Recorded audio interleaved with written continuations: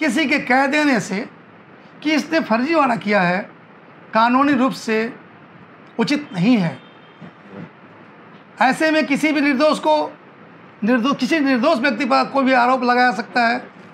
माननीय उच्च न्यायालय ने इसीलिए उसको बेल दिया। अब वो अपने बेल बॉन्ड भरने के लिए गया, पुलिस उसको प्यार से दूसरे प्रकरण में गिरफ्तार कर जेल भेज दिया। उसके जवाब से असंतुष्ट होकर माननीय उच्च न्यायालय ने इस मामले को डीजीपी को भेजा। डीजीपी ने 5-6 पुलिस अधिकारियों के विरुद्ध उनके गैर जिम्मेदाराना हरकत के कारण, विवेचना नहीं करने के कारण, मामला को अपने हाथ में रखने के कारण 5-6 पुलिस वालों को दंडित किया, जिसमें वैशाली नगर के विवेचक, सीएसपी सत्यप्रकाश तिवारी, अन्य पुलिस वालों को दंडित किया गया। जैसा कि आपने बताया कि ये बेल नहीं है, सीआरएमपी है। अगर आसान शब्दों में अगर जो व्यूअर्स हैं वो समझना चाहें, सीआरएमपी होता क्या है? सीआरएमपी होता है जिस किसी के फंडामेंटल राइट्स को, मौलिक अधिकार का हनन होता है, तो आर्टिकल 21 जो भारतीय संविधान है जी, उसको अधिकार है कि माननीय उच्च न्यायालय में जाकर सीधे उसका चैलेंज करे कि मेरे मौलिक अधिकार का हनन हुआ है। जब इसे 10 तारीख को जेल भेजा जा रहा था तो देवनाथ गुप्ता स्वयं अपने उपस्थित होकर न्यायालय में शपथ दिया कि मैं जलंधर सिंह को नहीं जानता, मेरे से कोई लेन देन नहीं है, हाई कोर्ट ने लिखा है इसको, और ना ही हमसे कोई इसको ट्रांजैक्शन हुआ पैसे का, और ना ही मैं किसी तरह से उससे दुखी हूँ। पुलिस क्यों इसे अरेस्ट किया है मुझे नहीं मालूम, हाई कोर्ट ने सीरियस नोट लिया है इसमें। सबसे अहम बात है, जब रजिस्ट्री हुई तो क्या तहसीलदार सोया हुआ था? उसने तो खसरापन साला देखा। बैंक वाले जब ऋण दिए मुकेश बावने को तो उसका सर्च रिपोर्ट होता है जिसके वकील सर्च करते हैं, और बिना सर्च रिपोर्ट जांच किए उस पर लोन दे दिया गया। क्या वो तहसीलदार दोषी नहीं है? क्या वो बैंक दोषी नहीं है? क्या एडवोकेट जो सर्च रिपोर्ट बनाए वो दोषी नहीं है? सरकारी ज़मीन को बेचना, अपना बनाकर बेचना अपराध है। एक मामला निकलकर सामने आया है, जिस मामले को लेकर ये तीसरा वीडियो मैं बनाने जा रहा हूँ, जिसमें पहले 10 लोगों को गिरफ्तार किया जाता है, प्रेस कॉन्फ्रेंस होता है और प्रेस कॉन्फ्रेंस के माध्यम से बताया जाता है किस प्रकार से फर्जीवाड़ा किया गया, किस प्रकार से फेक आधार कार्ड, फेक लाइसेंस, दूसरा ज़मीन का पेपर, नकली मालिक, तमाम चीज़ें, जो भी चीज़ें निकल कर आ रही थी उसे फर्जी बताई जा रही थी। इसके बाद एक खबर निकल कर आती है कि पार्षद जलंधर सिंह, संतोष सिंह उर्फ जलंधर गिरफ्तार हो जाते हैं इसी मामले में। इसके साथ ही एन धनराजू का भी नाम निकल कर आता है।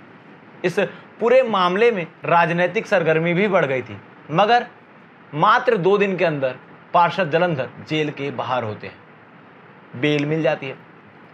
बीपी सिंह सर हमारे साथ मौजूद हैं, जिन्होंने ये सारे केस को लड़ा। आज बहस भी हुई, बहस के बाद जलंधर बाहर आते हैं। क्या कुछ पूरा मामला था, मामला था भी कि नहीं था, और किस आधार पर जलंधर को जेल से बाहर निकलने की परमिशन मिली, अनुमति मिली, क्या कुछ पूरा मामला बीपी सिंह सर से जानते हैं। आसान शब्दों में जानने की कोशिश करेंगे कि किस प्रकार से कानूनी प्रक्रियाएं चलती है और किस प्रकार से इस केस ने अपना रुख बदला है। सर नमस्कार। सर, एक मामला आया था जिसमें जलंधर सिंह 2 दिन पहले ही 10 तारीख को जेल जाते हैं। क्या कुछ पूरा मामला था और किस प्रकार से उन्हें बेल मिली या बाहर आए वो?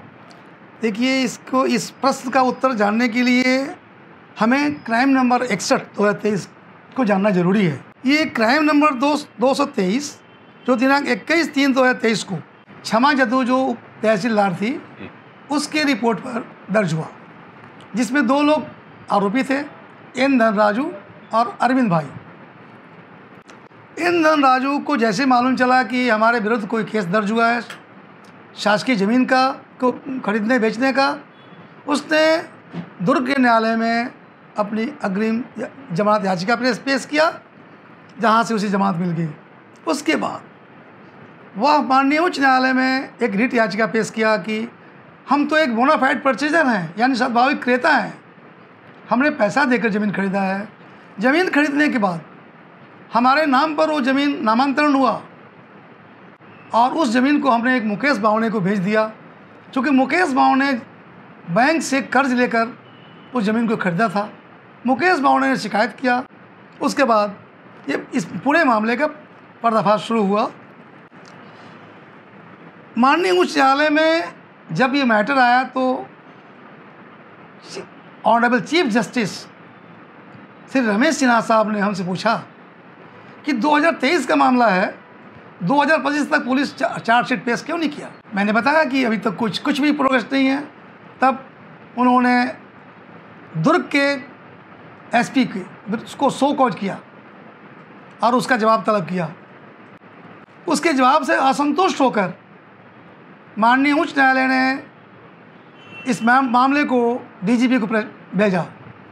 डीजीपी ने 5-6 पुलिस अधिकारियों के विरुद्ध उनके गैर जिम्मेदाराना हरकत के कारण, विवेचना नहीं करने के कारण, मामला को अपने हाथ रखने के कारण 5-6 पुलिस वालों को दंडित किया, जिसमें वैशाली नगर के विवेचक, सीएसपी सत्यप्रकाश तिवारी, अन्य पुलिस वालों को दंडित किया गया। उसके बाद जलंधर सिंह ने पहले लोअर कोर्ट में अग्रिम बेल लगाया, जो खारिज हुआ। उसके बाद हाई कोर्ट जब गए तो ऑनरेबल उच्च न्यायालय ने चीफ जस्टिस श्री रमेश सिन्हा साहब ने उन्हें एक अग्रिम जमानत स्वीकार कर उन्हें रिहा करने का आदेश दिया। जब जलंधर सिंह अपने दोस्तों के साथ 10 मार्च 2025 को वैशाली नगर थाने में गए और अपने बेल बॉन्ड भरने के लिए जब वहाँ उपस्थित हुए, जहाँ पर अमित अंडानी जो थाना प्रभारी है और सत्यप्रकाश तिवारी जो सीएसपी है, दोनों बैठे हुए थे, और 8 साल पुराना मामला,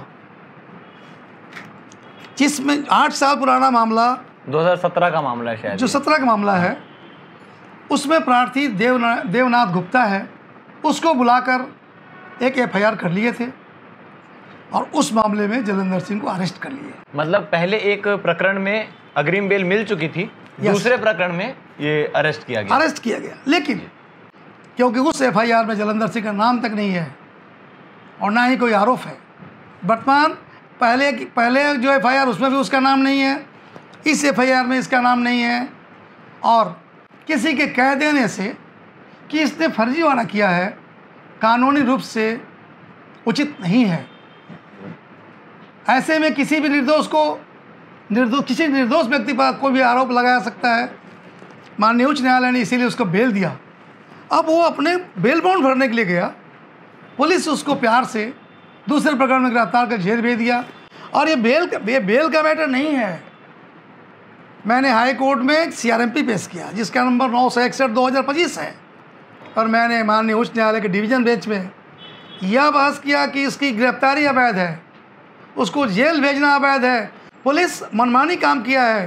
क्योंकि पुलिस को पहले दंडित कर दिया गया था, इसलिए चीर कर पुलिस ने इसे जेल भेजा है।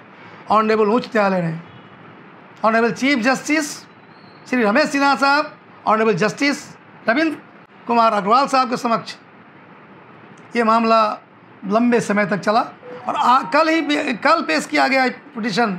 आज मैंने 10:30 में मेंशन किया, 11 बजे लिस्ट हुआ और 11:30 में सुनवाई हुई, और आज जलंधर सिंह को टेम्पररी बेल पर रिलीज करने का ऑर्डर दिया गया और उन पुलिस वालों पर कार्रवाई करने का भी आदेश माननीय उच्च न्यायालय ने दिया है। सर, जैसा कि आपने बताया कि ये बेल नहीं है, सीआरएमपी है। अगर आसान शब्दों में अगर जो व्यूअर्स हैं वो समझना चाहें, सीआरएमपी होता क्या है? सीआरएमपी होता है जिससे किसी के फंडामेंटल राइट्स को, मौलिक अधिकार का हनन होता है। तो आर्टिकल 21 जो भारतीय संविधान है जी, उसको अधिकार है कि माननीय उच्च न्यायालय में जाकर सीधे उसका चैलेंज करे कि मेरे मौलिक अधिकार का हनन हुआ है। जलंधर सिंह का इस एफआईआर में नाम नहीं है, इसके फंडामेंटल राइट्स को वायलेट करते हुए इसे इलीगल गिरफ्तार किया गया। अगर जो यही देवनाथ गुप्ता जिसे मैंने पार्टी बनाया है, इसने जमीन खरीदा, जमीन 3 लोगों को बेचा, आज इस केस का प्रार्थी है, लेकिन ये धनराजू उस केस का मुलजिम है। देवनाथ गुप्ता को तो आरोपी होना चाहिए क्योंकि उसने जमीन खींचकर जमीन बेच दिया। अब दूसरी बात, सबसे अहम बात है, जब रजिस्ट्री हुई तो क्या तहसीलदार सोया हुआ था? उसने तो खसरा पंसाला देखा। बैंक वाले जब ऋण दिए मुकेश बावने को तो उसका सर्च रिपोर्ट होता है जिसके वकील सर्च करते हैं, और बिना सर्च रिपोर्ट जांच किए उस पर लोन दे दिया गया। क्या वो तहसीलदार दोषी नहीं है? क्या वो बैंक दोषी नहीं है? क्या एडवोकेट जो सर्च रिपोर्ट बनाए वो दोषी नहीं है? क्या? अब सुन, दूसरी बात सबसे इम्पोर्टेंट, 2021 में जलंधर सिंह को एक नकल मिला कलेक्टर ऑफिस से और तहसीलदार ऑफिस से, जिसमें आज भी ये कहा जा रहा है 2021 तक कि ये ज़मीन प्राइवेट लैंड है, रिकॉर्ड में प्राइवेट लैंड है, नकल दे रहा है कलेक्टर, नकल दे रहा है तहसीलदार, तो क्या वो दोषी नहीं है? सरकारी ज़मीन प्राइवेट लैंड? यस, ज़मीन सरकारी है कि प्राइवेट है? देखिए अभी तक ये क्लियर नहीं हुआ है कि ज़मीन कैसा है। अच्छा, चूँकि हमें 2021 में नकल मिला है, उस हिसाब से तो ज़मीन प्राइवेट है और यही बहस है। जैसा कि सर आपने बताया कि जलंधर सिंह का कहीं पर नाम नहीं है एफआईआर में जो कार्रवाई की गई। पुलिस बताती है कि जो पहला प्रकरण बनाया गया उसमें 17 आरोपी हैं, जिसमें से 13 आरोपी गिरफ्तार हो चुके हैं और 4 अभी फरार चल रहे हैं। और जो दूसरा प्रकरण है उसमें कुल 11 आरोपी हैं, जिसको पहले 10 को पुलिस ने गिरफ्तार किया और ये 11वें आरोपी जलंधर सिंह जो अभी फिलहाल 10 तारीख को गिरफ्तार हुए हैं। देखिए इसका एक ही उत्तर है, पुलिस अंधेरे में तीर मार रही है। एक का बयान लेकर 4 लोगों को अरेस्ट करने का प्रयास कर रही है और इसी का नतीजा है कि ऑनरेबल चीफ जस्टिस के डिवीज़न बेंच ने आज उस पुलिस अधिकारियों पर सीरियस एक्शन लेने का आदेश डीजीपी को किया है और डीजीपी का पर्सनल अपडेट मांगा है। पहले तो उन्हें निंदा प्रस्ताव मिला था, फाइन हुआ है। मेरे ख्याल से इस पर हार्श एक्शन होगा उन अधिकारियों पर। 8 साल के बाद किसी आदमी पर एफआईआर करना साफ ये झलकता है कि फर्जी एफआईआर किया गया है। तो इस मामले में सर जो पहले 10 आरोपियों को पुलिस ने गिरफ्तार किया, जिनके पास से फेक डॉक्यूमेंट्स मिले हैं, फेक आधार कार्ड बनाने के, उनके सिस्टम में एक फ़ोटो के साथ 4 अलग अलग आधार कार्ड्स मिले हैं, तो उनसे या उन लोगों से जिन लोगों को पुलिस ने गिरफ्तार किया, जलंधर सिंह का कहीं संबंध या पहचान कुछ ऐसी चीज़ें आती है? नहीं, ये बिल्कुल उन लोगों को जलंधर सिंह जानता नहीं है। ये पूरा मामला जो कार्तिक राम शर्मा और ब्रिज बिहारी सिंह, ये दोनों दलाल बन के जलंधर सिंह के पास पहुँचे और उन्होंने बताया कि ज़मीन प्राइवेट लैंड है। जलंधर सिंह का 80 लाख रुपया। तो इसका मतलब जलंधर सिंह की जगह खुद विक्टिम है, जो ब्रिज बिहारी है वो लोग। हाँ यस, वो लोगों ने फर्जीवाड़ा किया। जलंधर सिंह एक खुद प्रार्थी है, उसका 80 लाख रुपया डूबा है इस प्रकरण में और आज वो 2 दिन जेल रख के आ गया। इस मामले को मैं मांग कर रहा हूँ सीबीआई इंक्वायरी करने के लिए। मैं मांग कर रहा हूँ सीबीआई इंक्वायरी करने के लिए और सीबीआई स्टे इंक्वायरी है।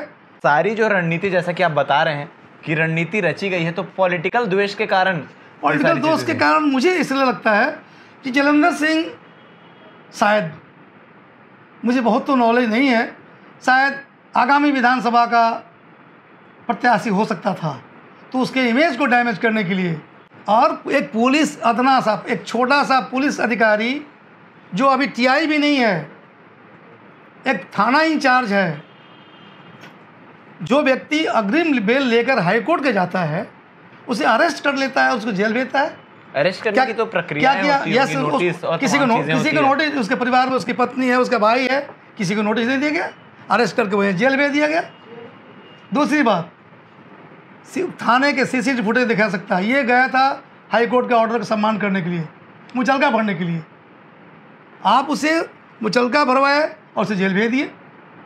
उसके फंडामेंटल राइट्स को, किसी को 1 मिनट इलीगल डिटेंशन नहीं किया। अगर आज न्यायालय नहीं होता तो जलंधर सिंह 2 दिन में बाहर नहीं आता। ये न्यायालय का सम्मान है। न्यायालय किसी बड़े को और छोटे में कोई विभेद नहीं करता। न्यायालय in eye of law everything is same, सब कुछ समान होता है। जैसे सूरज के प्रकाश, चंद्रमा की रोशनी गरीब अमीर नहीं देखती, वैसे ही न्यायालय की भूमिका होती है। आज न्यायालय का यही इम्पोर्टेंस है। इसने मैंने एसपी को पार्टी बनाया है, मैंने इस केस में बनाया है डिपार्टमेंट ऑफ सेक्रेटरी होम मंत्रालय के सेक्रेटरी को पार्टी बनाया है, डीजीपी को पार्टी बनाया है, एसपी को पार्टी बनाया है, सत्यप्रकाश तिवारी को पार्टी बनाया है, अमित अंडानी को पार्टी बनाया है और देवनाथ गुप्ता को पार्टी बनाया है। इसके सबसे अहम बात है, जब इसे 10 तारीख को जेल भेजा जा रहा था तो देवनाथ गुप्ता स्वयं अपने उपस्थित होकर न्यायालय में शपथ दिया कि मैं जलंधर सिंह को नहीं जानता, मेरे से कोई लेन देन नहीं है, हाई कोर्ट ने लिखा है इसको, और ना ही हमसे कोई इसको ट्रांजैक्शन हुआ पैसे का, और ना ही मैं किसी तरह से उससे दुखी हूँ। पुलिस क्यों इसे अरेस्ट किया है मुझे नहीं मालूम। हाई कोर्ट ने सीरियस नोट लिया है इसमें। जो इस केस का प्रार्थी है, इस एफआईआर का, बहस के दौरान सर इसमें रेफरेंस भी दिए गए हैं केसेस के। यस, इसमें रेफरेंस दिया गया। एक प्रश्न उठ गया लीगल जी कि अरेस्ट के बाद रिट पिटिशन में बेल कैसे होगा जी। तो मैंने छत्तीसगढ़ का शायद ये पहला मामला है जो रिट पिटिशन में बेल मिली। यस, बिल्कुल छत्तीसगढ़ का मेरे बहुत लंबे समय का वकालत है। मैंने जबलपुर में भी वकालत किया है, यहाँ भी वकालत किया है।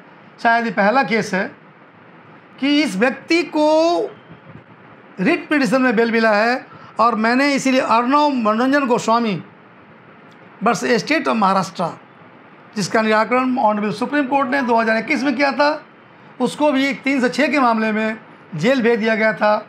हाई कोर्ट से उसको बेल नहीं मिली, उसने रिट लगाया सुप्रीम कोर्ट में। सुप्रीम कोर्ट ने कहा कि रिट में भी बेल दिया जा सकता है, और उसी के ऑर्डर को लिखते हुए आज जलंधर सिंह और संतोष नाथ सिंह को ऑनरेबल हाई कोर्ट ने बेल दिया है। ये सबके लिए है। तो सर एक चीज़ समझ नहीं आ रही है कि पुलिस ने जलंधर सिंह को पार्टी बनाया, पुलिस को क्या दुश्मनी? जैसा आपने बताया कि पुलिस ने द्वेषपूर्ण किया है। चूंकि एन धनराजू के मामले में जी उनको दंडित किया गया।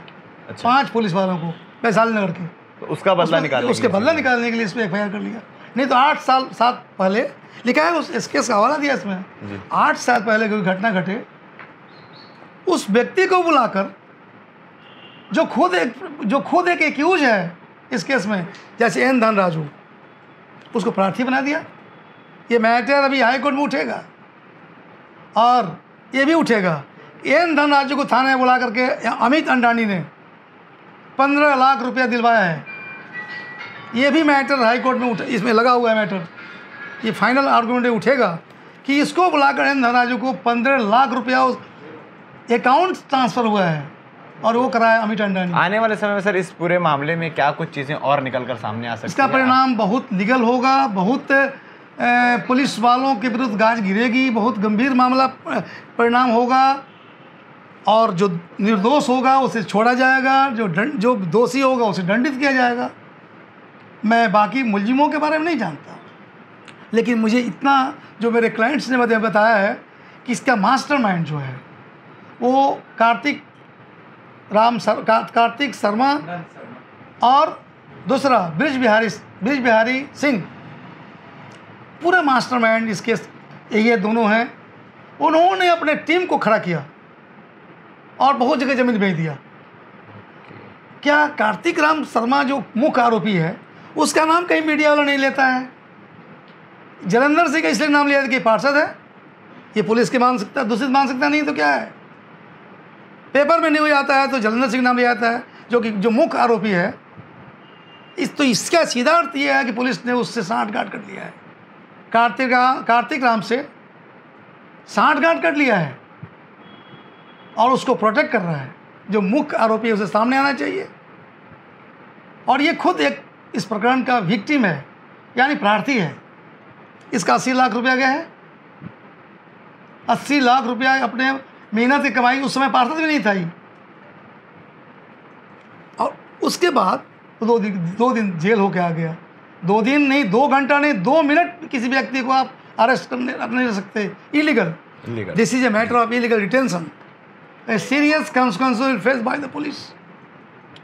तो ये सारा मामला क्या था, आपने VP सिंह सर से समझा कि किस प्रकार से क्या क्या चीज़ें इस पूरे मामले को लेकर चल रही है। और किसी भी मामले की सुनवाई जब की जाती है तो उसमें अधिकतर देखा जाता है कि रेफरेंस का बहुत प्रयोग किया जाता है। और इस मामले में एक मशहूर पत्रकार अर्नब गोस्वामी के रेफरेंस का, जो Arnab Goswami versus state of Maharashtra का मामला चल रहा था, जिसमें रिट्स बेल अर्नब को भी मिली थी, उसका रेफरेंस देके जलंधर सिंह यानी संतोष सिंह उर्फ जलंधर सिंह को बेल मिल चुकी है। अब वो जेल से बाहर है। अब इस मामले में आगे क्या कुछ चीज़ें होती है, जिस प्रकार से पुलिस पर भी कई सारे आरोप लग रहे हैं, क्या कुछ चीज़ें और होती है, और कौन इसमें मुख्य दोषी है, किसने ये सारा फर्जीवाड़ा किया, कौन है जो ये सारे जाल बुन रहा था, ये सारी चीज़ें आगे खुलती जाएगी। आप इसके बारे में और क्या कुछ कहना चाहते हैं, या कोई भी शंका, कोई भी डाउट आपके मन में है तो आप कमेंट सेक्शन में बता सकते हैं, ताकि हम फिर जब VP सिंह सर से मुलाकात करेंगे तो उनसे सारे डाउट, सारी चीज़ें क्लियर करेंगे। धन्यवाद।